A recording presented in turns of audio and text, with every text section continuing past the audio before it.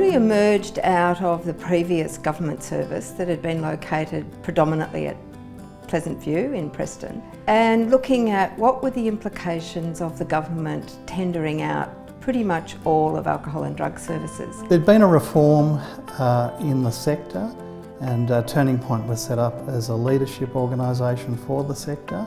I think it was just a realisation that what we were doing wasn't working, or to the point that we would like it to work, and therefore the concept of establishing a body that would have its own image, was able to be run separately outside of government, made a lot of sense. There were strikes, there were marches against the tendering out of the services. So I think in a way the government realised they had to do something that was an add-on to just tendering out.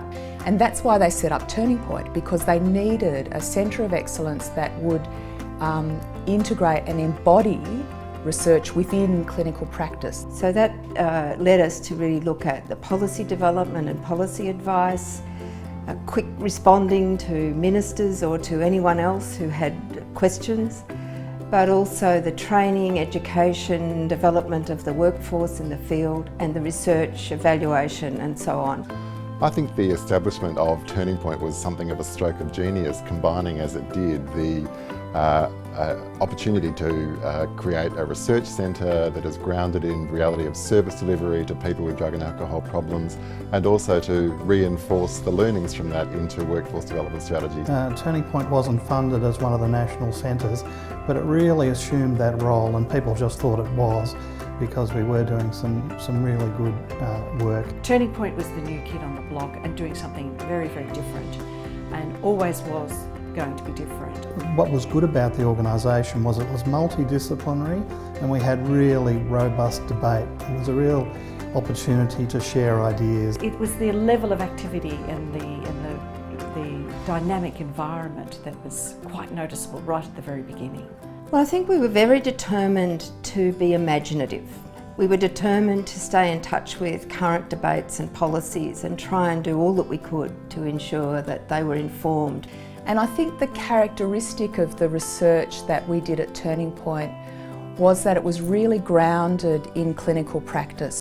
Well, Turning Point's always been a step ahead of the rest of the community in thinking about the evidence internationally and finding ways to apply that locally. And it's been a really important source of guidance for government in thinking about the various options in highly contested areas like alcohol. What's interesting about the history of Turning Point is that its initial orientation was particularly to injecting drug users, and although it was part of the brief to be interested in all addictions and in particular alcohol as well, it wasn't until quite a bit later that alcohol became a real focus.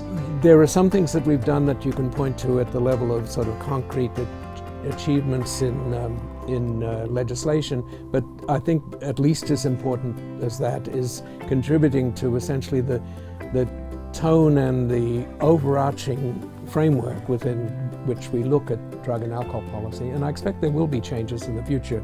So as the sector changes, Turning Point changes as well, and one of the biggest changes that we've seen over the past 5 years is moving Turning Point to become part of Eastern Health. Well, I think Turning Point had always really had a very good reputation in the sector, but with the external review having occurred in late 2008, I think it was recommended that Turning Point would do better if it was actually part of one of the larger metropolitan health services. So the opportunity to actually get into a health system, to influence other clinicians, to think about more timely interventions is very exciting for us, and certainly that's something that we're really driving at a forefront nationally.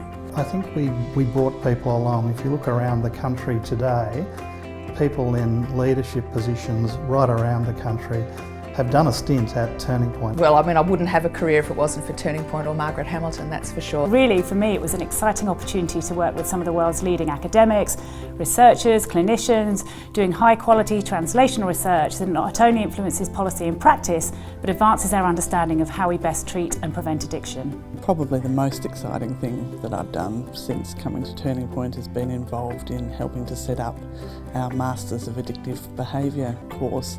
I think that it is a sign of maturity of the AOD sector that we can run a course at that level. It's at the forefront of online service delivery, and I think Turning Point's viewed as an innovator in this area, and we are constantly asked for our input into the development of services online counselling capacity. I think Turning Point is constantly evolving. I think it's now in its 20th year, it's in a mature organisation. It hasn't moved from its essential focus of combining treatment, research and education together, and I think that's its strength. I mean, I think one of the major challenges is that alcohol and drugs, gambling affect the whole community. Yet we're a very small sector with a very small budget, and so one of our big challenges is to remain relevant. We did sit around from time to time and every year and deliberately think about the future, and I think that was an important ingredient.